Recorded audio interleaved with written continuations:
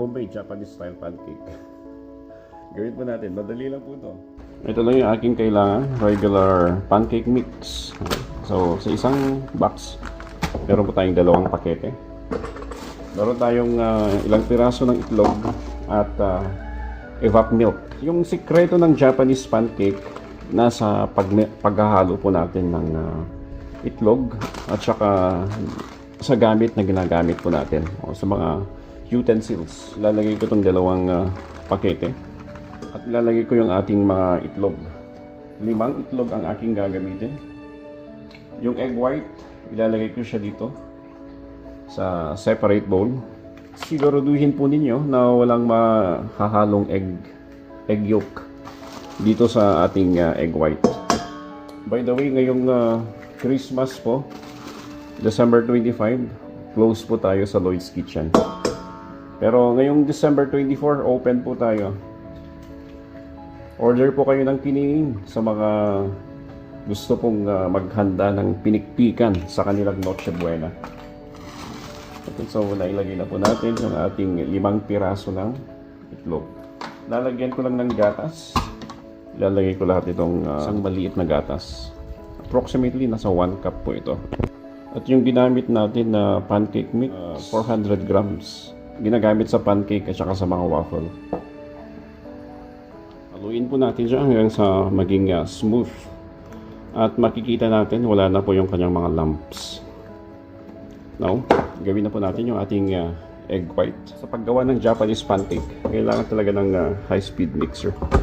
At ang purpose ng pagmimix po natin ng egg white, nang sa gayon po magkaroon ng hangin yung ating pancake para mas fluffy po siya.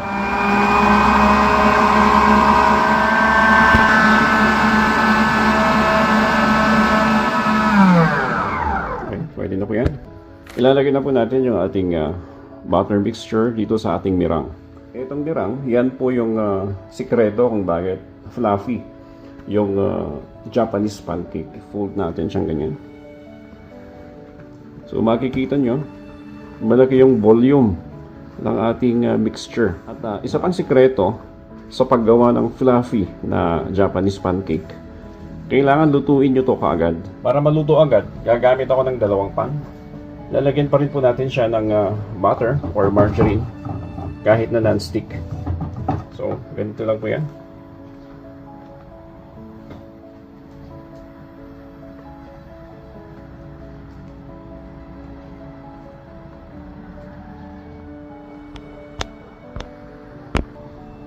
Yan po yung kanyang itsura. Pag pwede na natin siyang baliktarin.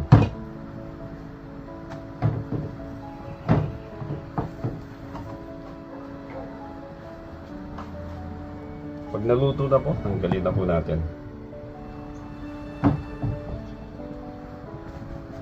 Ito na po yung ating mga Japanese pancake. So anong difference? Anong special about this? Kung mapapansin nyo, mas malaki siya. Mas madami siya kumpara sa mga regular pancake na ating gagawin. Kung hindi natin gagawin yung process na gumawa ng mirang. So makikita niyo ang dami kong nagawa ko na. Yung palad ko. So ito po yung ating breakfast. Good morning from Lloyd's Kitchen.